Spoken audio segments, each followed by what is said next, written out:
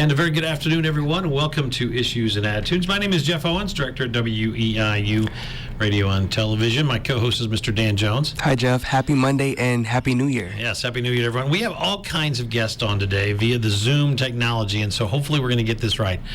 They're all from the Academy of Lifelong Learning, led by Director Marita Metzke. Welcome, Marita. Thank you so much. It's great to be here. Also online, I think everybody's here, so if I miss somebody, I apologize. Bonnie Buckley, are you here, Bonnie? Yes, I'm here. Hi, everybody. Thank you, Bonnie. Carolyn Stevens. Carolyn's here. Hi. Terry Smith, I see Terry. Hey. Diane Glosser, has Diana made it? Or we missed? Okay. And did I forget anybody there? Is anybody else on? No. All right. So we're going to talk a lot about, obviously today, the Academy of Lifelong Learning, and we're doing this via Zoom to social distance and here, and we appreciate you all coming in. I guess what we want to start a little bit about, I'll let Marita take this, and anybody else can jump in after her. For those folks who don't know what the EIU, or the Academy of Lifelong Learning, is and what it does for our communities, Marita, could you give us a little background for that? Yeah, absolutely. This organization has been part of Eastern since 2007, and it has changed quite a bit since then.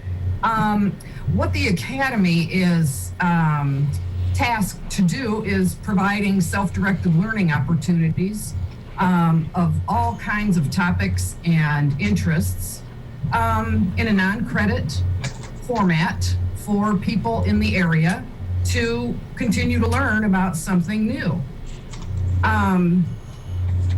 The benefit of being kind of a small organization is that we're fairly nimble. So we're able to offer things that are really pertinent and relevant for today. So you might wonder, why in the world would people who have degrees or who have gotten out of school or who are retired, why would they want to do something like this? There's all kinds of research that tells us why this is important, but primarily it keeps us relevant.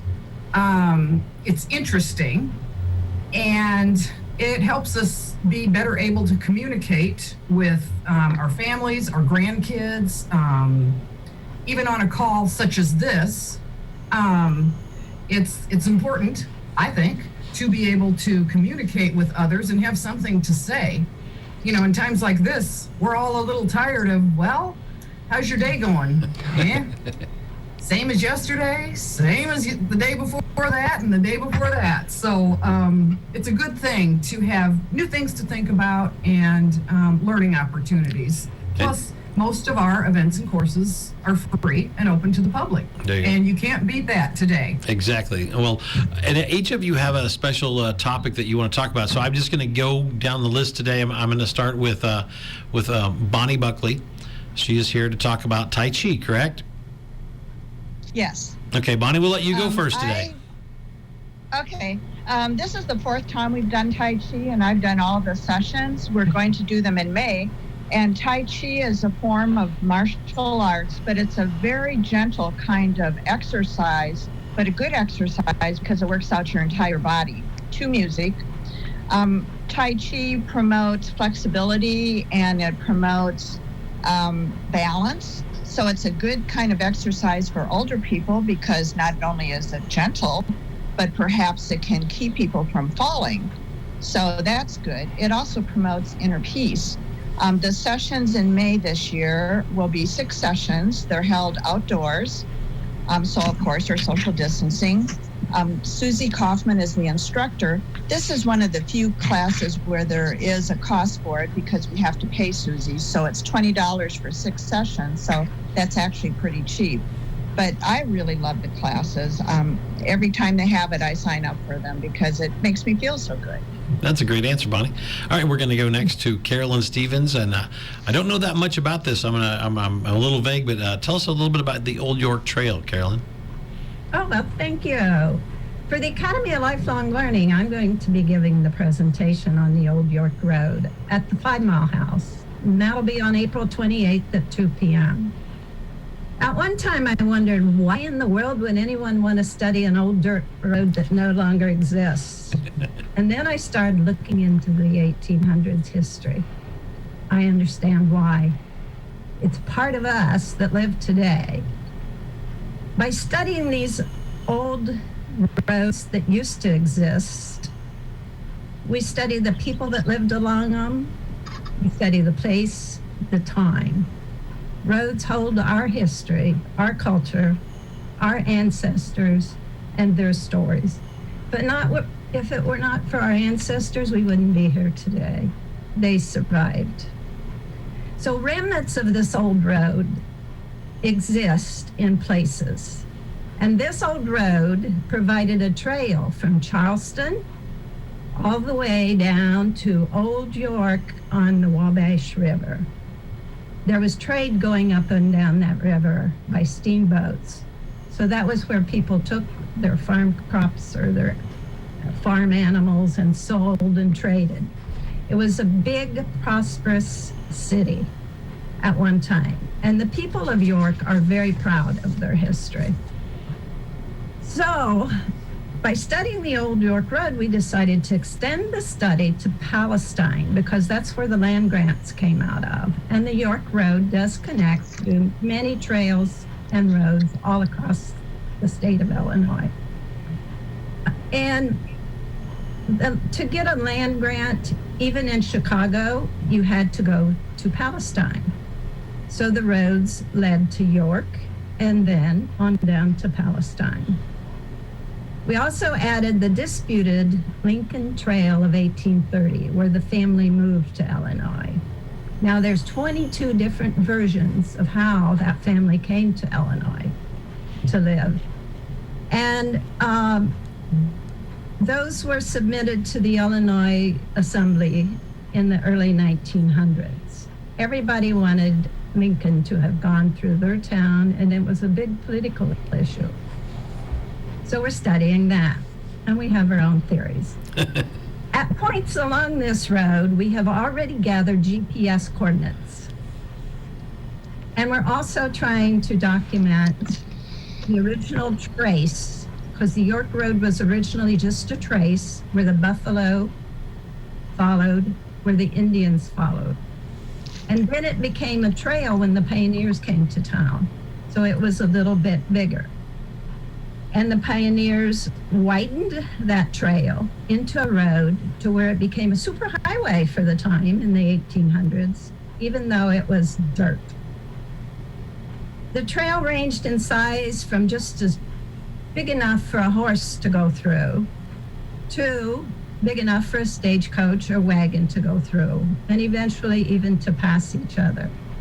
Now, the interesting thing is there were also alternate trails and traces and roads of this particular road, because like in the summer when the prairie grass was too high to get through, then they would have to go around it. So we're finding traces of other roads that is really this road also. There were floods. Then in the summer, you had to go where water was. So we're having quite an adventure discovering all this stuff.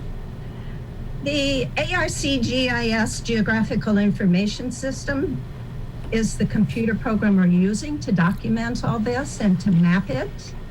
And Bolo Olapopo, I hope I didn't got his name. You're on your own there, kid.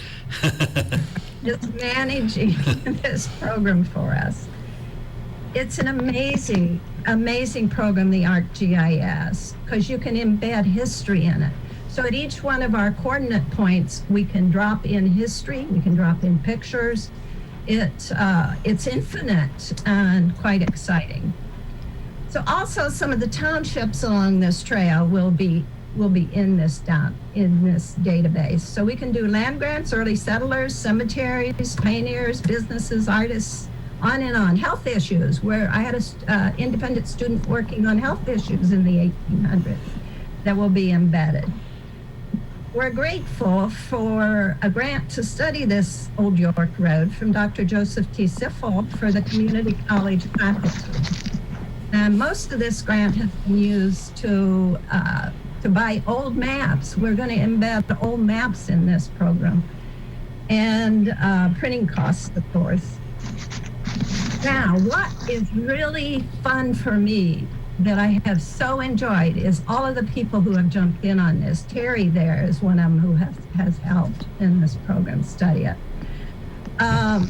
Organizations, of course, the 5 Mile House, the Coles, Clark, and Crawford Historical Societies, the Coles and Clark Genealogy Societies, the Central Wabash Archaeology Group is wonderful helping.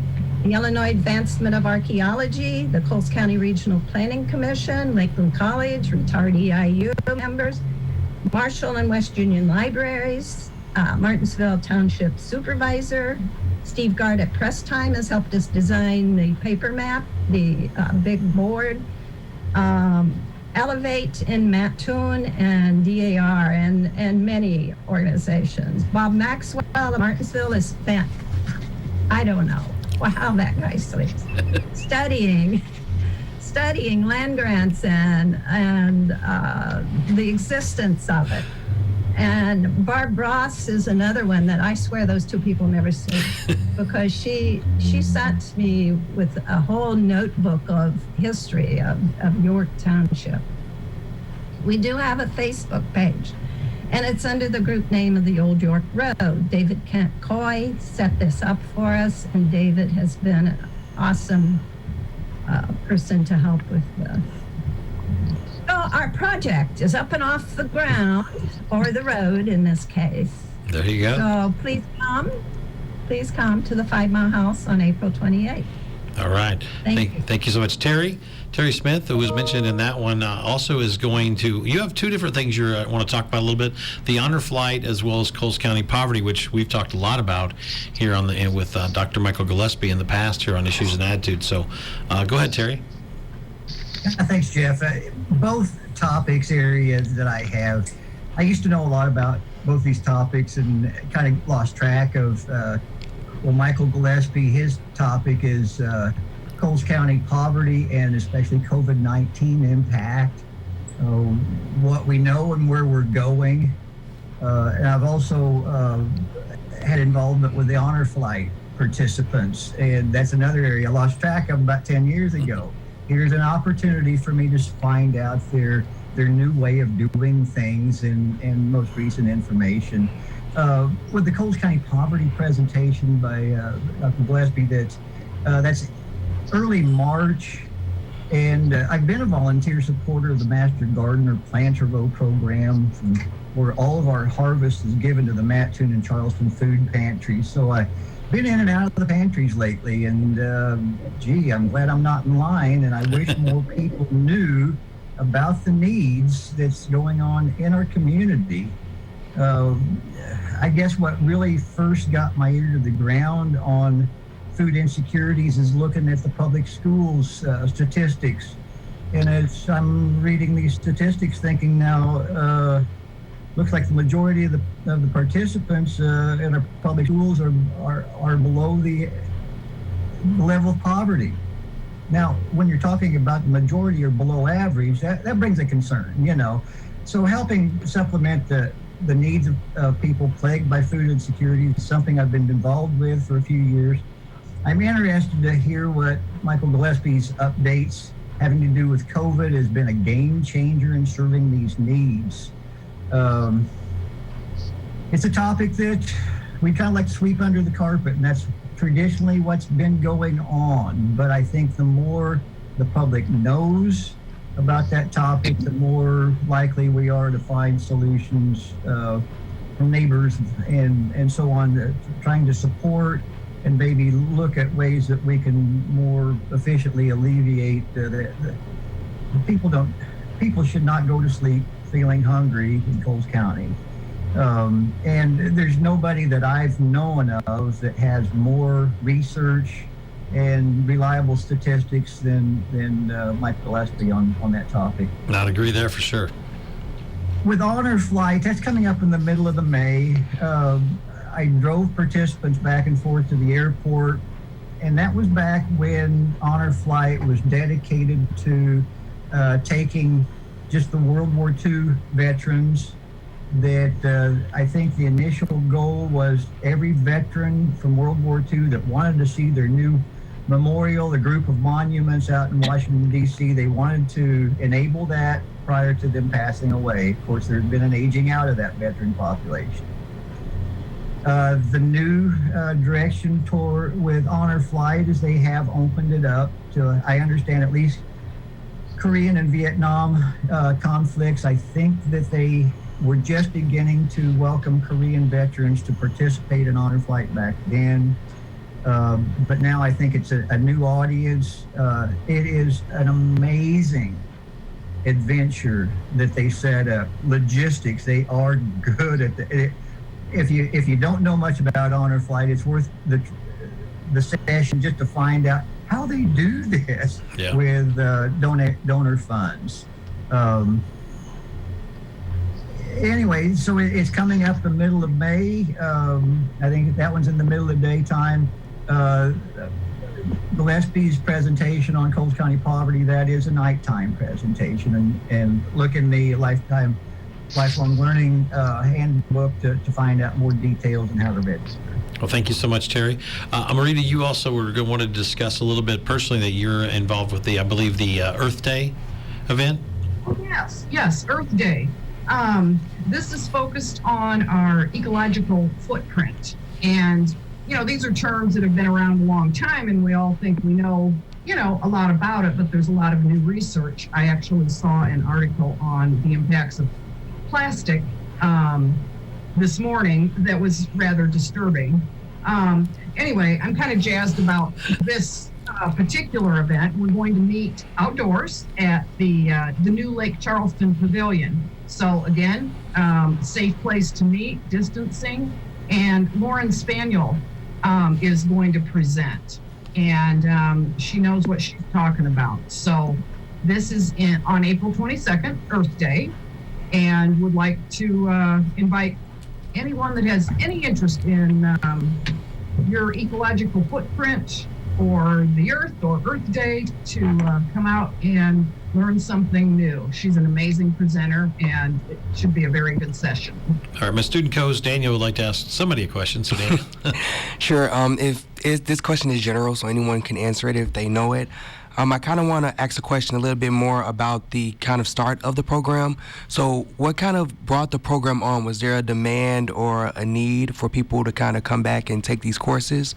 Or was it just an idea that someone came up with and it just kind of has been a mainstay since then? Did everybody hear that? Okay, basically, Daniel wanted to know a little bit about where the program started and what led to a need for these kind of things for people who already have their degrees. Well, I'll try to be brief here. Dr. Will Hine started the program, like I said, back in 2007.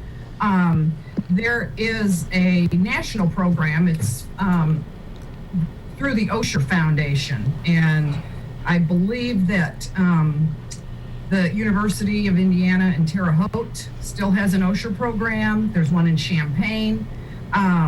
There are requirements to get an endowment through Osher, and they don't offer them anymore, but we didn't have the numbers needed to get an endowment through Osher. So ours is a homegrown program that does basically the same thing, and that is to provide opportunities for adults to learn about a variety of different topics. Okay, I'd like to go through each of you again and find out what kind of play off what Daniel asked is what led you to want to be involved, and we'll start with Bonnie. What made you want to be a part of the academy? Well, I like learning, and there's so many things to learn about. Probably the more you're around, the more you realize that there's even more things to learn about. So I started, I saw the class being presented, a list of the classes, so I signed up for them. And now I if there are 15 classes a semester, I probably take 13 of them. It's opened my eyes to so many topics I didn't know about before. So that's why, and it gets me around other people. It gets me out of the house and around other people. And, you start to get to know the people, and I became involved in the board also. So I just love it. It's one of the best things I do. That's a great answer. Carolyn, what got you involved? Oh, I agree. I'm a lifelong learner, and I just lost you there. Oh. And so lifelong learning brought that to me, and I am so appreciative. Also, they have a program where you can sign up for regular classes too at Eastern, and that was a treasure when I did that. And then it seems like there's so many different ones, and it's just inspiring. It's inspiring to be a part of this group, this board. Have awesome people on it who are motivated to make life better, and I appreciate that. Terry Smith? Well, I attended some of the Academy's programs before I became a member. I thought it was time for me to pay my dues eventually, and especially that first year that I became a member, I also cashed in on the benefit that has already been mentioned of the opportunity to enroll as an audit of undergraduate classes as spaces available and so on. I think it's too late to sign up for that this semester, but if anybody is looking at potentially, as far as I know, the people that I've met through the Academy that has used that benefit are graduates, and some of them with upper degrees and that sort of thing. But it gives an opportunity to get contact on campus. The class I audited was actually in the art department, and it was such an experience to hang out with the younger groups and have access to the lab and so on. It was good for me, good for them. The more I learn, the more I realize I don't know. And so the Academy's list of programs has enabled me to pick up on some stuff. There's kind of like, well, I always kind of wondered about that, but just never had time enough to get around to do, independent research on it. It's a more organized format. And as Carolyn said, I've always been a lifelong learner. Never a day goes by that I haven't picked up some kind of new information. The Academy has been a good avenue for that. I think Diana was going to answer this from Marita. I'll put you on the spot, or maybe one of your friends here can help you. Where do the ideas each semester for the courses come from? Do you guys have a brainstorming session, or do you just each of you have to submit? How's that work? Diana did join us. Are you she is? with us, I'm sorry, Diana. Can you hear me? We can hear you, Diana, yes. You can hear me? Okay. I have no video. I have video off and on, and it says Zoom's not connected. So we hear you, so go ahead, Diana. Tell us how this thing got started. Zoom. Where do the ideas come from? Yeah. Anywhere and everywhere. It's really interesting. Marita talked about being nimble, and I always have things I want to know about. And oil field is one of them coming up in April. And it really is a good illustration of the local history, and there are things everywhere, and everything has a story. And as Carolyn pointed out, we are our history. And I was just thinking about some of the places that the Academy has taken us, and that includes like the Charleston Waterworks. Where does your water come from? Where does your sewer go? Development at Lytle Park and Charleston Lake were great ones. More information about the National Trail. So I'm interested in Carolyn's program on the Old York Road. What do you do during COVID? You can visit some of those historical places. That's a good answer there. And with the internet, it's very easy to find that information. And with Carolyn's website, that's going to be a very rich source. So there are places to visit, learn about the history, the people. As we all get older, we're thinking, oh gosh, what was on the corner of 7th and Lincoln 50 years ago? So, there are lots of programs that can help with that. Thank you, Diana. We have a few minutes left. I want to put you all on the spot again. We know there's a busy semester this semester for the Academy, but what about in the future? What kind of things would you like to see you all do? So we'll just kind of go through again. Bonnie, what would you love to see? Oh boy, that does put me on the spot. Sorry. Right off the top of my head, I'm just kind of blank, but I do like all the historical programs. So I really would like that. We could maybe do one about some of the old homes in Mattoon, like we did the old homes in Charleston, something like that. All right, good answer. Or the history of the airport and what goes on at the airport. So you had two answers so there. we See, did one on tombstones in the cemeteries in Charleston, and that was absolutely fascinating. I had no idea of the history and art of tombstones. yeah, we had those people on who did the walk. That was kind of interesting. We learned about that. So, Yeah. Yep. Carolyn, what would you like to see in the future? I like it all, but I think there's different things I want to know more about, like quantum physics. And then I want art. You know, I took piano classes that just were awesome through the academy here. And so maybe more astronomy too, you know, a little bit of everything. I love what they do. Terry Smith, what would you like to see the Academy do in the future? Oh, we used to do some road trips, gather, like for example, went down to Casey as a group and heard the presentation on the world's biggest items down there. COVID has, you know, given us so many limitations on those kinds of experiences. But I got an idea. I'm not going to let the cat out of the bag. Oh. Yeah, but I think that the Academy is an organization which would enable me to get inside of some things I've been kind of curious about, but you can't just go knock on the big door and get the Oz to stick his head out, you know, and invite you in. I get you. But I'm looking forward to getting out in the fresh air. We do have a few events, meeting outside. Okay. But as things loosen up a little bit, I'd like to take this opportunity through this forum to encourage members of the community to contact the Academy and give us your ideas. Maybe you're not a member yet, and maybe this would be a tool for you to be inspired to join us. But I'd like the public to get a hold of the main office and give us, you know, other ideas that the advisory council hasn't even come up with yet. All right. So. Diana, you got about 30 seconds to tell me what you'd like to see in the future. I really think that Terry has a good point about people calling in.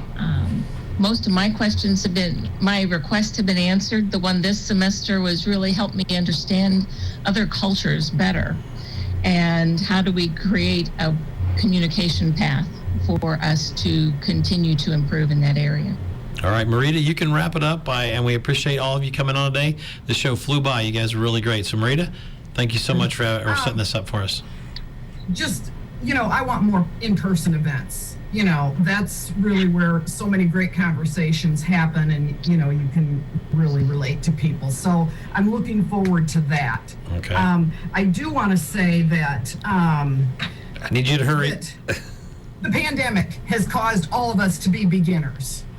We're all beginners, and so we have to learn new ways to do things. Okay. We are out of time. I apologize. That's okay. Thank you all so much for coming. We are WEIU. Thank you, Daniel. Thank you, Jen.